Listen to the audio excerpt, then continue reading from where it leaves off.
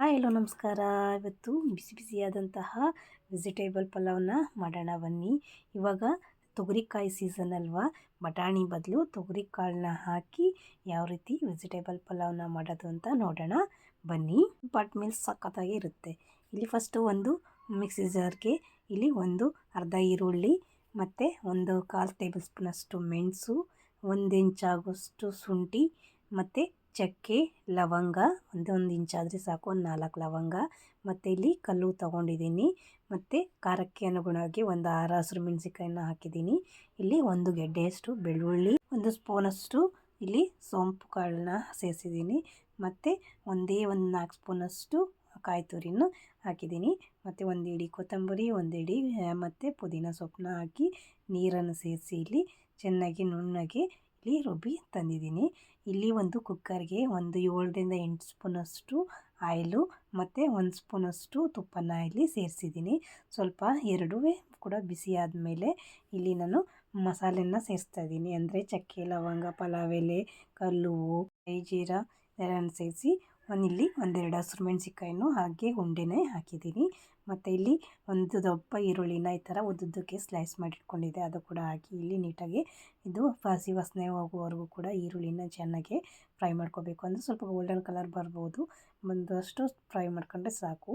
ಇಲ್ಲಿ ನನ್ನ ಹತ್ರ ಸ್ವಲ್ಪ ಮೆಂತ್ಯ ಸೊಪ್ಪಿತ್ತು, ಒಂದು ಅರ್ಧ ಕಟ್ಟಷ್ಟು ಅದನ್ನ ಇಲ್ಲಿ ಸಣ್ಣ ಸಣ್ಣದಾಗಿ ಹಚ್ಚಿ ಇಲ್ಲಿ ಹಾಕಿ ಫ್ರೈ ಮಾಡ್ತಾಯಿದ್ದೀನಿ. ಇದ್ರದ್ದು ಕಹಿ ಅಂಶ ಎಲ್ಲ ಹೋಗೋವರೆಗೂ ಕೂಡ ನೀಟಾಗಿ ಮಾಡಬೇಕು. ಫ್ರೈ ಮಾಡಿದ ನಂತರ ಇಲ್ಲಿ ಒಂದು ದಪ್ಪ ಟೊಮೊಟೊನ ಇಲ್ಲಿ ಸಣ್ಣ ಸಣ್ಣದಾಗಿ ಹಚ್ಕೊಂಡು ಇಲ್ಲಿ ಸೇರಿಸಿದ್ದೀನಿ.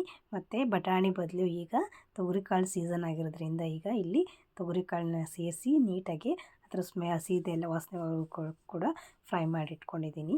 ಮತ್ತು ಇಲ್ಲಿ ನಾನು ಕ್ಯಾರೆಟು, ಬೀನ್ಸು ಎಲ್ಲನೂ ತರಕಾರಿಗಳು ನಿಮ್ಗೆ ಯಾವ್ಯಾವ ಇಷ್ಟ ಅದೆಲ್ಲನೂ ಈಗ ಇಲ್ಲಿ ಆ್ಯಡ್ ಮಾಡಿ ಒಂದು ಲಿಡ್ನ ಕ್ಲೋಸ್ ಮಾಡಿ ಅದೆಲ್ಲ ಸ್ವಲ್ಪ ತರಕಾರಿಗಳು ಸ್ವಲ್ಪ ಬೇಯಬೇಕು ಎಣ್ಣೆಯಲ್ಲಿ.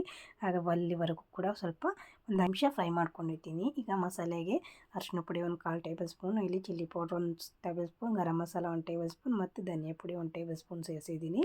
ಮತ್ತು ಇಲ್ಲಿ 3 ಟೇಬಲ್ ಸ್ಪೂನಷ್ಟು ಮೊಸರನ್ನ ಇಲ್ಲಿ ಆ್ಯಡ್ ಮಾಡ್ತಾಯಿದ್ದೀನಿ. ಈಗ ನೀಟಾಗಿ ಇಲ್ಲಿ ಮಿಕ್ಸ್ ಆಗಬೇಕು ತರಕಾರಿ ಒಟ್ಟಿಗೆ ಮಿಕ್ಸ್ ಆದ ನಂತರ ಇಲ್ಲಿ ರುಬ್ಬಿ ಇಟ್ಕೊಂಡಿದ್ದ ನಂತರ ಮಸಾಲೆನ ಇಲ್ಲಿ ಇದಕ್ಕೆ ಸೇರಿಸಿ ನೀಟಾಗಿ ಇಲ್ಲಿ ಮಿಕ್ಸ್ ಮಾಡಿ ಒಂದು 5 ನಿಮಿಷ ಬಿಡಬೇಕು. ಅದೆಲ್ಲ ಮಸಾಲೆ ಒಟ್ಟಿಗೆ ಫ್ರೈ ಆಗಬೇಕು. ಆಗಿದ ನಂತರ ಇಲ್ಲಿ 1 ಲೋಟದಷ್ಟು ನಾನು ಅಕ್ಕಿ ತೊಗೊಂಡು, ನಮ್ಮ ಮನೆಯಲ್ಲಿ ಬೆಳೆದಿರುವಂತಹ ಅಕ್ಕಿ ಇದು ಸಣ್ಣ ಅಕ್ಕಿ, ಅದನ್ನ ಇಲ್ಲಿ 1 ಲೋಟದಷ್ಟು ನಾನು ಇಲ್ಲಿ ತೊಗೊಂಡಿದ್ದೀನಿ. ನೀಟಾಗಿ ತೊಳೆದು ಈಗ ಇದಕ್ಕೆ ಸೇರಿಸಿ ಈಗ ನೀಟಾಗಿ ಮಸಾಲೆ ಒಟ್ಟಿಗೆ ಮಿಕ್ಸ್ ಮಾಡ್ತಾಯಿದ್ದೀನಿ. ಜಾಸ್ತಿ ಮಿಕ್ಸ್ ಮಾಡಬಾರ್ದು, ಅಕ್ಕಿ ಒಡೆದೋಗುತ್ತೆ. ಒಂದೇ ಒಂದು ಮಿಕ್ಸ್ ಕೊಟ್ಟು ಇದಕ್ಕೆ 1 ಲೋಟ ಅಕ್ಕಿಗೆ 2 ಲೋಟ ನೀರು ಥರ ಇಲ್ಲಿ ತೊಗೊಂಡಿದ್ದೀನಿ.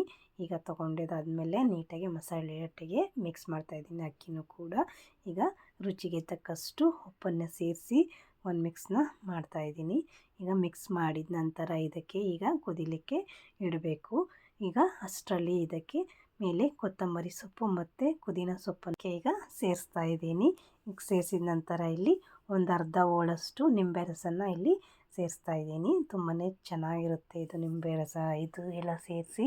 ಇಲ್ಲಿ ಸೀಕ್ರೆಟ್ ಇಂಗ್ರೀಡಿಯೆಂಟ್ಸ್ ಅಂತಂದರೆ ಕಲ್ಲುವ್ವು ಮತ್ತು ಓಂಕಾಳು ಮತ್ತು ಇದನ್ನ ಸೇರಿಸಿ ರುಬ್ಬಿದ್ರಿಂದ ತುಂಬಾ ಟೇಸ್ಟ್ ಬರುತ್ತೆ.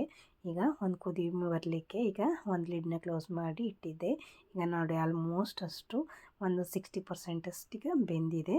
ಬೆಂದಿದ ನಂತರ ಈಗ ಒಂದು ಲಿಡ್ನ ಕ್ಲೋಸ್ ಮಾಡಿ ಒಂದೇ ಒಂದು ವಿಸಲ್ ತಗೊಂಡ್ರೆ ಸಾಕಾಗುತ್ತೆ, ರೆಡಿಯಾಗುತ್ತೆ. ಪ್ರೆಷರೆಲ್ಲ ಹೋಗಿ ಈಗ ಲಿಡ್ ಓಪನ್ ಮಾಡ್ತಾಯಿದ್ದೀನಿ. ನೋಡಿ ಬಿಸಿ ಬಿಸಿ ಆದಂತಹ ಎಷ್ಟು ಸಖತ್ತಾಗಿ ಉದುದ್ರಾಗಿ ಆಗಿದೆ ಅಂತ. ರೈಸ್ ಮಾತ್ರ ಸಖತ್ತಾಗಿತ್ತು ಇವತ್ತು, ವೆಜಿಟೇಬಲ್ ಪಲಾವ್ ಮಾತ್ರ. ಈಗ ನೋಡಿ ಈ ಥರ ಮನೆ ಅಕ್ಕಿ ಆಗಿರೋದ್ರಿಂದ 1ಕ್ಕೆ 2 ಲೋಟದಷ್ಟು ತಗೊಳುತ್ತೆ. ಈಗ ನೋಡಿ ಸರ್ವ್ ಮಾಡ್ತಾಯಿದ್ದೀನಿ, ಒಂದು ಬೌಲ್ಗೆ ಹಾಕಿಟ್ಟಿದ್ದೀನಿ. ಸಖತ್ತಾಗಿ ಬಂದಿತ್ತು. ನೀವು ಕೂಡ ಟ್ರೈ ಮಾಡಿ ಒಂದು ಸತಿ. ನಿಮಗೂ ಇಷ್ಟ ಆದಲ್ಲಿ ಲೈಕ್ ಮಾಡಿ, ಶೇರ್ ಮಾಡಿ, ಟ್ರೈ ಮಾಡಿ. Thank you.